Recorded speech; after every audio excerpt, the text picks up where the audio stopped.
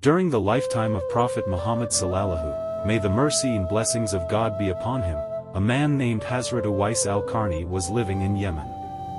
He embraced Islam at the hands of some of Prophet Muhammad's companions. However, he is not considered to be a companion, Sahabi, rather, he is considered to be among the next generation, or those who came after, the Tabi'un.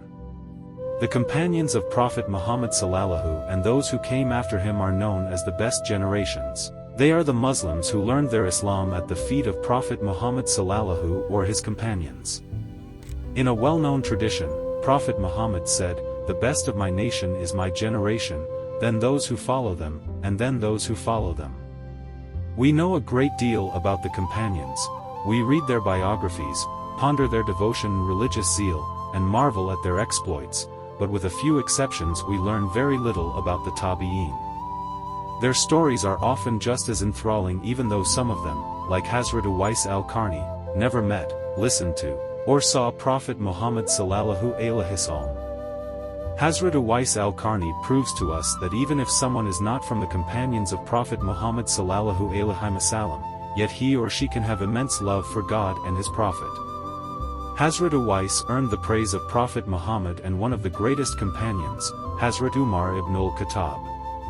Prophet Muhammad sallallahu alaihi wasallam once said there are some people from this nation who are disheveled, lack money, and social status, but if they take an oath by God, God will surely honor that oath. There are many fables and unsubstantiated tales linked to Hazrat Owais al-Qarni, however, there are also some authenticated stories that boost our faith and make us want to behave more like this simple man of relatively low social status. Hazrat Owais grew up in Yemen, and when he was very young his father died. He therefore had to take care of his mother. He also had leprosy. Hazrat Owais with a devoted heart and sincere supplications asked God to cure him. God healed him and left just a coin-sized piece of disfigured skin on his shoulder. Every time Hazrat Owais looked at this small patch, he was reminded of God's favor to him. Hazrat Owais continued to look after his mother, and unfortunately, she went blind, becoming even more dependent on her son. At the time the Muslims came to Yemen, Hazrat Owais was taught a very important lesson. One very dark night Owais and his mother did not have any lights in the house, and it was difficult for them to do their evening chores. Owais could not see but his mother, being used to the dark, helped her son to get around the house. Soon after, Hazrat Owais met the ambassadors from Prophet Muhammad and listened to them reciting the Quran. The verse that touched his heart was from the chapter The Light. And him for whom God has not appointed light, there will be no light. Quran 24:40. Hazrat Owais accepted Islam there and then. Owais and the Prophet never met because Owais stayed in Yemen taking care of his mother. Despite this, Prophet Muhammad sallallahu alaihi wasallam mentioned Hazrat Owais to a group of his companions. Prophet Muhammad told his companions that there is a man who will come to you from Yemen. He comes from Murad and the tribe of Qarni. The Prophet went on to tell them about the leprosy and finished the description of Owais saying, and he has a mother, he treats her extremely well, and is obedient to her. He then said, if Owais al-Qarni takes an oath by God, God will surely honor that oath. If you meet him, ask him to seek forgiveness for you. Hazrat Umar ibn al-Khattab never forgot this advice, and when he became the leader of the Muslims, every year he would go out to meet those coming from Yemen for the pilgrimage. Hazrat Umar would ask, is Owais al-Qarni among you? This continued for 10 years. Finally, the people from Yemen said yes and pointed him out to Umar. Hazrat Umar went straight to Hazrat Owais to determine if he was the man Prophet Muhammad described. He asked, are you Owais al-Qarni? He said, yes. Hazrat Umar continued, from Murad and the tribe of Qarni?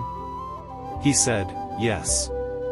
Hazrat Umar then asked, were you once afflicted with leprosy and your skin healed except for an area on your shoulder the size of a coin? Owais said, yes. Hazrat Umar finally asked, do you have a mother that you respect, honor, and take care of? He said, yes. Hazrat Umar then explained that Prophet Muhammad sallallahu alaihi wasallam advised him to ask Hazrat Owais to seek forgiveness from God for him, Umar. Hazrat Owais was taken aback. He pointed out to Umar that he was a companion of the Prophet and the leader of the Muslims. "You should ask God to forgive me," Hazrat Owais insisted. However, Hazrat Umar was not deterred, and Hazrat Owais supplicated that God forgive the sins of Hazrat Umar ibn al-Khattab. Hazrat Umar was pleased and wanted to help Hazrat Owais in some way. After the pilgrimage, Hazrat Owais was traveling to Kufa in Iraq. Hazrat Umar offered to write an introduction letter to the governor of Iraq, but Hazrat Owais refused his offer, preferring to remain anonymous among the believers. He was a simple man with simple needs. He did though have a request for Umar. He asked Umar not to tell people about his unique link to Prophet Muhammad in case they might disrupt his pilgrimage. There are many traditions and stories about Hazrat Owais. Many have not been authenticated, but all of them highlight his humbleness and simple living. Reading the story of Owais prompts us to ask ourselves, how did Hazrat Owais attain such a high status that even the companions were told to seek forgiveness from him? He was dutiful to his mother. He also suffered from a chronic condition that severely affected his life, but he was patient. In short, his character was one that every believer should strive to emulate. Afterward, Islam encourages kindness to parents, especially the mother. Prophet Muhammad once advised a man intending to go on a military expedition to stay home instead, are open for those who cherish and respect their mothers.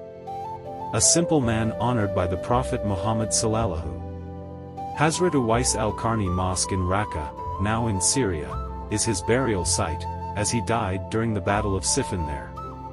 It was destroyed by the Islamic State in 2013 and is currently awaiting reconstruction. Although he lived during the lifetime of Prophet Muhammad, he never physically met him, so he is only honorarily counted among the companions of the Prophet. Owais' father, Amir, was a strong believer in Islam. He died when Owais was still young, and Owais was raised by his mother alone. He never physically met Muhammad, even though he lived in the same era. However, he met Muhammad's companion Umar and is therefore seen as from among the Tabi'un. Abu Nu'aym al-Isfahani has recorded the strong sense of filial piety by Owais preoccupied him to leave his mother to meet Muhammad. Thus, he sacrificed the chance to reach the rank of companions of the Prophet in an effort to take care of his elderly mother. Thanks dear audience for watching this video. Please like and subscribe us for more video.